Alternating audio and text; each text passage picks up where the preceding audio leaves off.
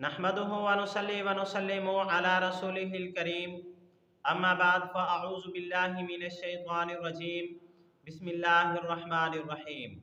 मोहतरम सामीन किराम अस्सलामु अलैकुम व रहमतुल्लाहि व बरकातुहू।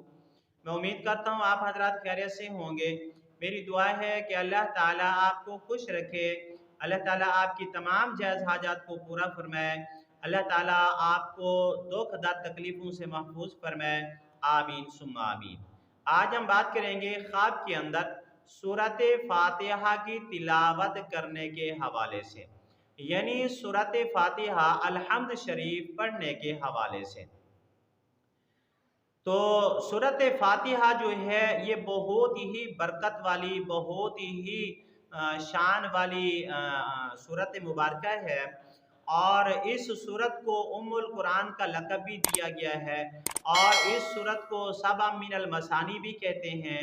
यानी इस सूरत मुबारक के 7 नाम हैं और इसी तरह इस सूरत मुबारक की फजीलत बहुत ज़्यादा है और इस सूरत मुबारक में शिफा ही शिफा है।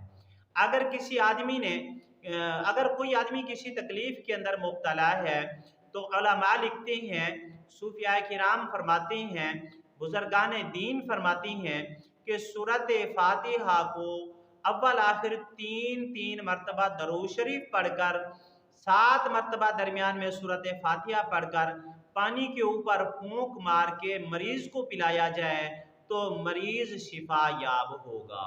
और बहुत सारे सहाबा किराम रिज़वानुल्लाहि ताला अलैहिम अजमाइन से मनक़ूल है कि सूरत फातिहा जो है वो शिफा के तौर पर पढ़ते थे और सहाबा किराम रिज़वानुल्लाहि ताला अलैहिम अजमाइन दम भी करते थे सूरत फातिहा पढ़कर। तो इसी तरह सूरत फातिहा की बहुत ज़्यादा बरकत है, बहुत ज़्यादा फजीलत है और एक ये भी है अमल कि अगर कोई आदमी ऐसा है जिसके मुंह की दाढ़ दांत दुखते हैं, दर्द होता है, तकलीफ होती है, तो उसके ऊपर भी पढ़कर फूंक मार दी जाए। एक ख़ास तरीका है, वो फिर किसी मैं वज़ाइफ वाली वीडियो में बता दूंगा। तो दाढ़ का दर्द भी ख़त्म हो जाता है।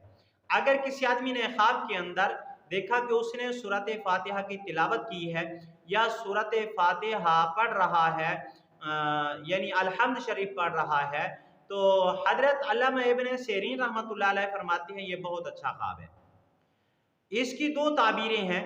एक ताबीर यह है कि ख्वाब देखने वाले की उम्र दराज होगी और दूसरा जो फ़ायदा है, जो सबसे बढ़कर फ़ायदा है, वो ये फ़ायदा है कि ख्वाब देखने वाले का खात्मा ईमान के ऊपर होगा, यानी इंतकाल के वक़्त कलमा नसीब होगा, यानी मौत के वक़्त कलमा पढ़ना नसीब होगा। अगर आपको ये हमारी वीडियो अच्छी लगी है तो वीडियो को लाइक कर दें, शेयर कर दें, सदका जारिया समझ के शेयर कर दें और चैनल को सब्सक्राइब कर दें।